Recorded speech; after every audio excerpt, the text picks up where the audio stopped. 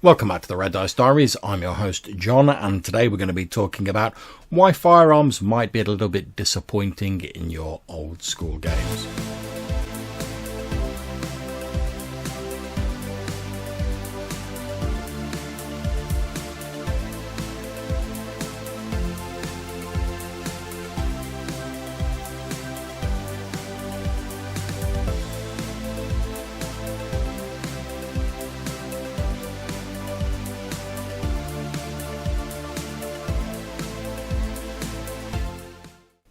Okay, so why am I saying that firearms are disappointing?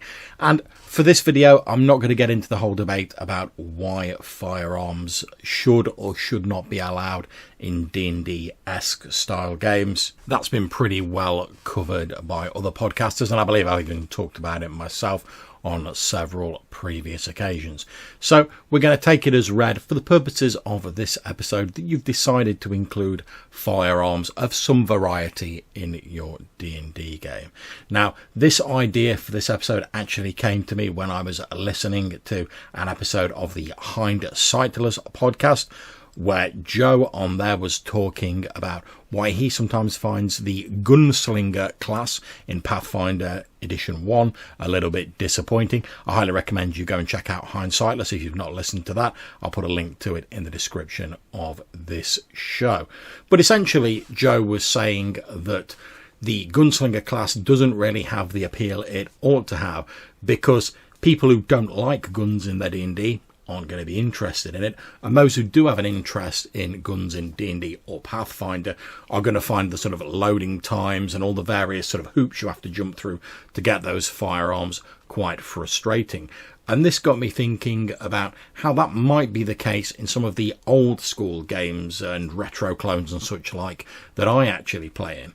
Now, I'm quite a big fan of the old sort of like flintlock guns and stuff like that in D&D games, and that comes from Lamentations of the Flame Princess, which includes them as part of the core rules. There's been firearms rules published for Old School Essentials, which is my retro clone of choice at the moment. However, I can see what Joe was saying, that they might seem a little disappointing, because obviously if you're thinking about guns in a sort of RPG, we tend to imagine guns as portrayed in sort of modern day cinema.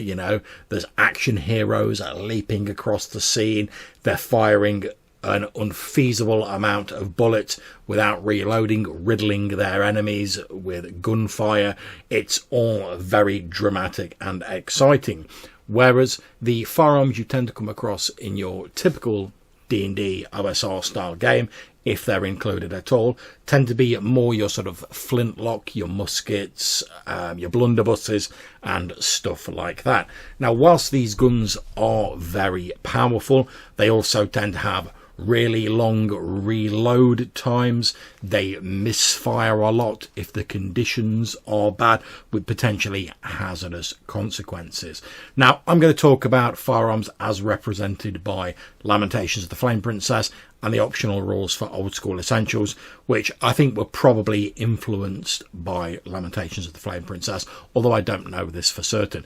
In both games, the firearms tend to have a sort of 8 to 10 round reload time, which, let's face it, makes them pretty useless once they've been fired once in a combat, because a lot of combats aren't going to last more than 8 or 10 rounds, particularly in an old school game where combats tend to be pretty lethal. And if a combat's going on around you, the chances of you having time to stop and take the time to reload powder and shot into an old style firearm are pretty unlikely, and you're probably not going to want to sacrifice your turns by effectively just standing there and doing nothing really that impacts the combat. You're probably going to want to get into it. Now, there's a few ways around this. If you're talking like pistols, you could carry a bracer with multiple pistols in, fire some, drop them, grab some others and fire them, in the stereotypical sort of pirate manner. But even that's not without its problems, because that implies you're walking around with a lot of loaded pistols on you, which, if you get hit by a fire attack, could be extremely problematic and explosive. Or if the weather conditions are damp, you're probably going to find a lot of those misfiring, and you're not really going to be getting the benefit of them.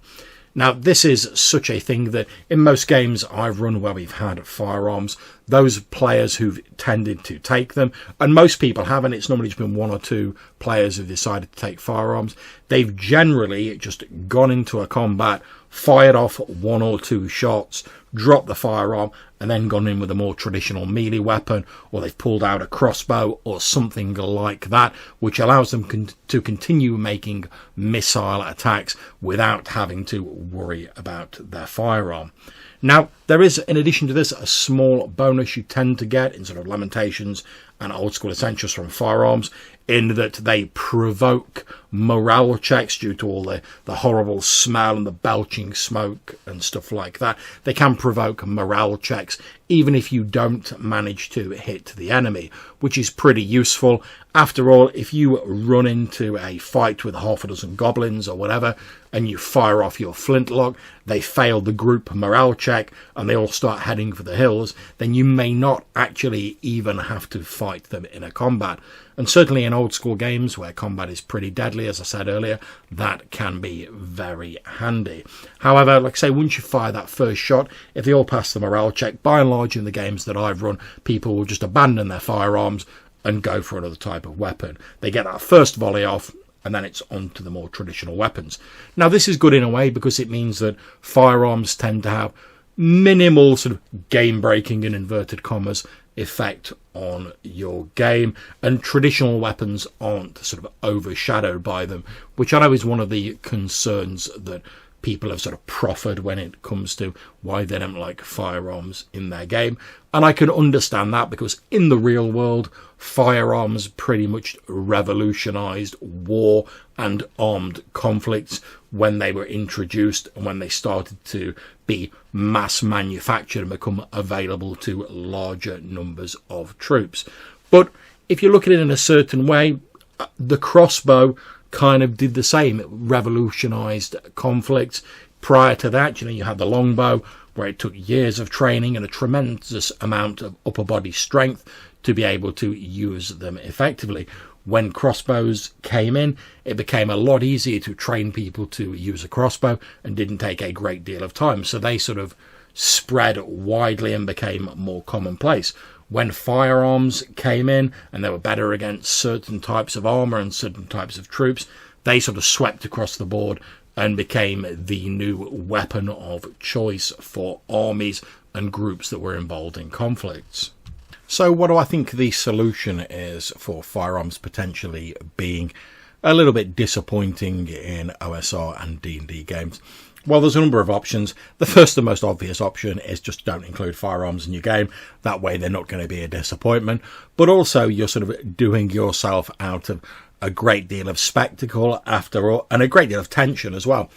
As I've said with most of the old school games I'm talking about, there's misfire chances for the weapon, and this is altered depending on whether it's been raining, whether the powder's been kept badly, and stuff like that. So when a person squeezes that trigger on that flintlock or that pistol, there is a certain amount of tension because you never know if it's going to misfire.